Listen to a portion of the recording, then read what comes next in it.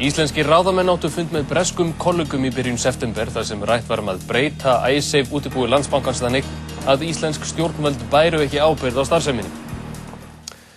Viðskiptaráðherra kannast ekki við að hafa sagt Alistair Darling, fjármálaráðherra Bretlands, að ekki þyrfti að óttast stöðu Landsbankans í Lundúnum á fundi þeirra í byrjun september. Þvert á móti hafi Íslendingar verið mjög vel meðvitaðir vandann sem stóð fyrir dyrum. Kastljós birti í kvöld útskriftasímtali Árna Mathiesen fjármálaráðherra og Alistair Darling fjármálaráðherra Bretlands.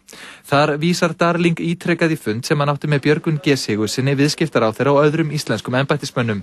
Darling segist hafa haft miklar áhyggjur af stöðu Landsbankans í Lundúnum en verið sagt á umræddum fundi að ekkert væri að óttast.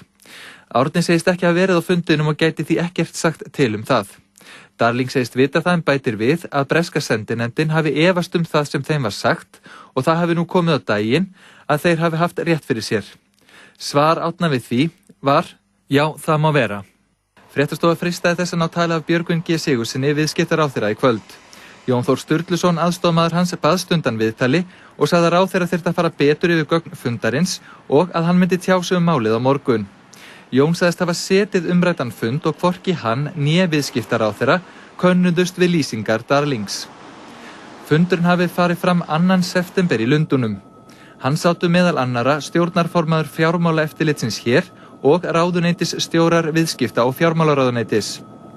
Efni fundarins var fyrst og fremst hvernig breyta mætti útibúi Landsbankans í Lundúnum í dótturfélag hans. Slíkur gjörningur hefði leyst ríkið undan ábyrgð á starfsemi Icesave. Samstaða var á fundinum að vinna að þessu. Fráleitt sé því að halda því fram að Íslendingar hafi ekki áttað sig á vandanum sem stóð fyrir dyrum.